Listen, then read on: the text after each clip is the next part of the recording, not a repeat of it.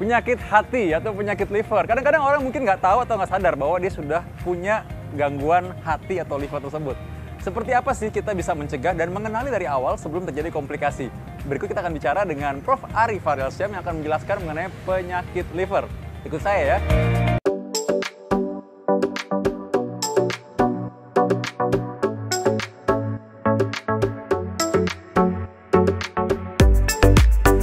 Pemirsa Hidup Sehat Plus, saya sekarang bersama dengan Prof. Dr. Ari Faryalsyam, dokter spesialis penyakit dalam, konsultan hati, lambung, dan pencernaan. Nah, kita sudah sering bahas dengan beliau mengenai pencernaan dan juga sakit mah.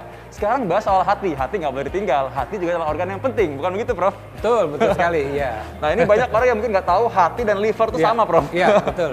Jadi, ya hati itu kan istilah Indonesianya ya, liver itu kan Inggris sih sebenarnya kan. Jadi, kadang-kadang atau bahasa latinnya hepar. Jadi liver, hepar, hati, ya itu dia barangnya itu di situ gitu. Jadi ini memang merupakan organ utama ya di dalam tubuh kita, khususnya untuk pencernaan kita ini.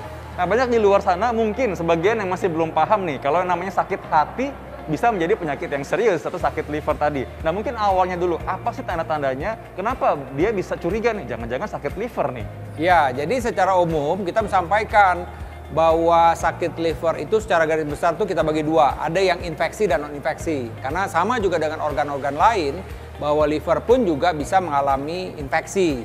Nah, ini kita bilang adalah infeksi oleh virus.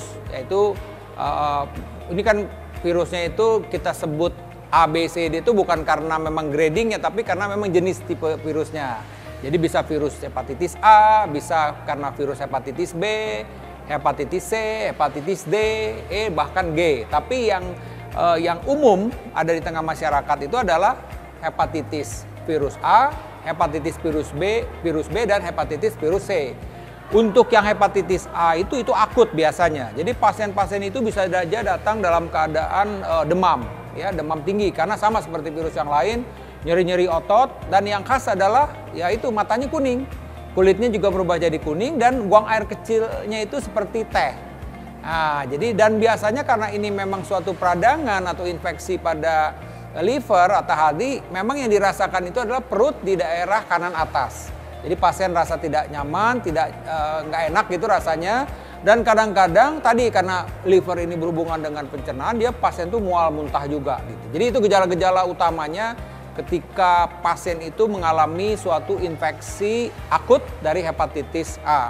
Nah, untuk yang B dan C ini biasanya ini kronis, nggak ketahuan lagi kapan di akutnya. Tapi tahu-tahu pasien itu datang dengan muntah darah.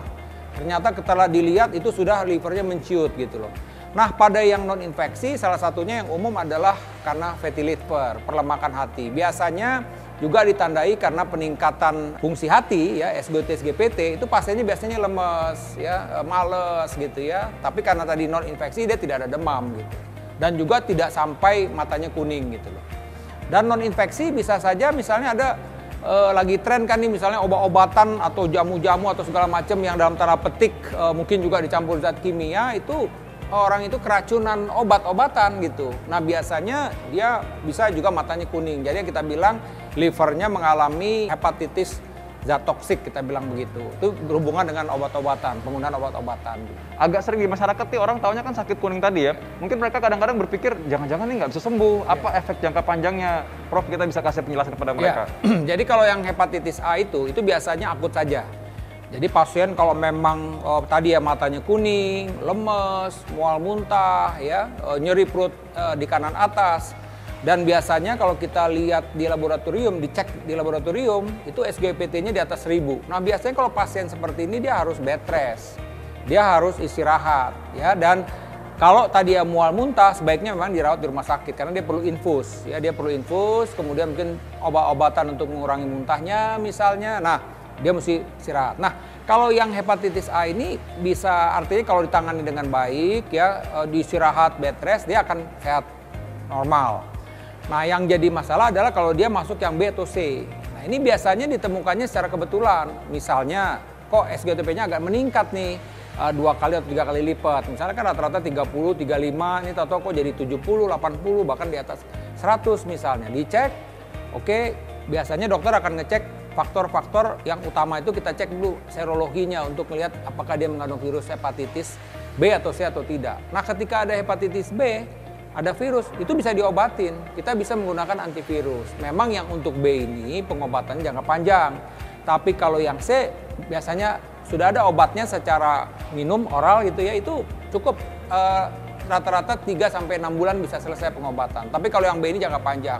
Nah, bagaimana kalau tidak diobatin? Nah, kalau tidak diobatin, pasien-pasien ini yang saya bilang tadi nih, kronis, akhirnya peradangan terus-menerus, akhirnya livernya menjadi menciut, dan dalam perjalanan waktu bisa saja ini mengalami kanker. Nah, ini yang paling berbahaya dari perjalanan sakit liver itu adalah terjadinya pengerasan liver dan berlanjut bisa terjadi kanker hati.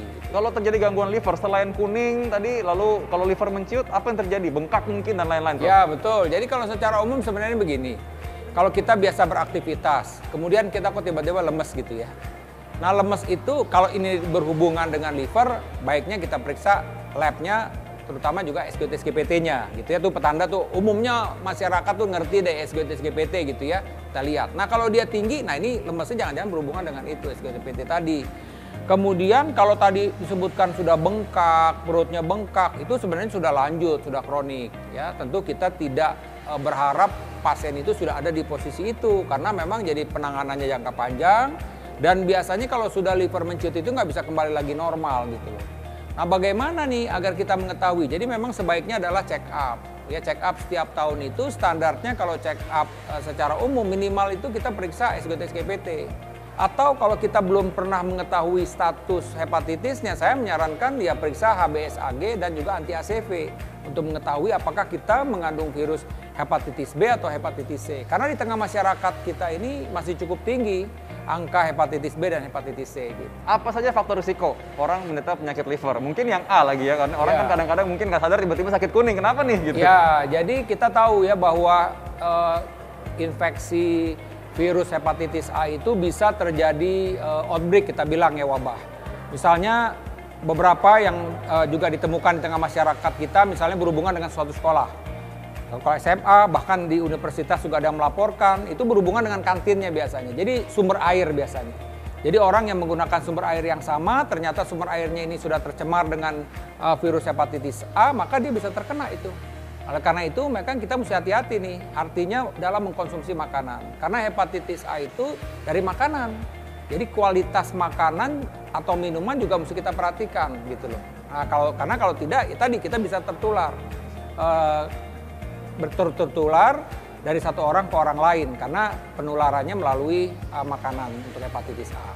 Nah, kalau untuk hepatitis B tadi kan saya bilang tadi resikonya adalah tadi penggunaan alat benda tajam secara bersamaan, pisau cukur misalnya, bahkan kan beberapa di asrama mungkin menggunakan sikat gigi yang sama ya kan, kadang-kadang mungkin nggak atau sadar atau tidak sadar misalnya kan seperti itu. Jadi itu juga mesti diperhatikan. Nah, kemudian ada yang bilang apakah memang terlalu capek? Nah, masalahnya begini, terlalu capek itu memang tidak langsung berkorelasi dengan hepatitis, tapi orang terlalu capek biasanya kan daya tahan tubuhnya turun. Ketika kita daya tahan tubuh turun, maka kita mudah terinfeksi apapun. Ya termasuk juga hepatitis A, hepatitis B, hepatitis C. Jadi tetap kita harus menjaga bagaimana daya tahan tubuh kita ini tetap baik. Selain infeksi, apa saja sih penyebab lain orang gangguan liver? Kalau yang non-infeksi, salah satunya yang juga umum di tengah masyarakat kita adalah fatty liver, ya, atau perlemakan hati.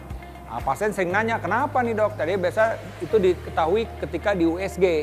Jadi dengan pemeriksaan USG abdomen, perut, dokter akan melihat bahwa kok livernya itu lebih bercahaya, bright. Nah, ini menunjukkan bahwa di situ memang kadar lemaknya tinggi. Nah, ini berhubungan dengan obesitas, kegemukan. Kemudian juga berhubungan dengan kebiasaan mengkonsumsi makanan-makanan yang kolesterol tinggi, ya kan, coklat, keju, lemak-lemak gitu loh.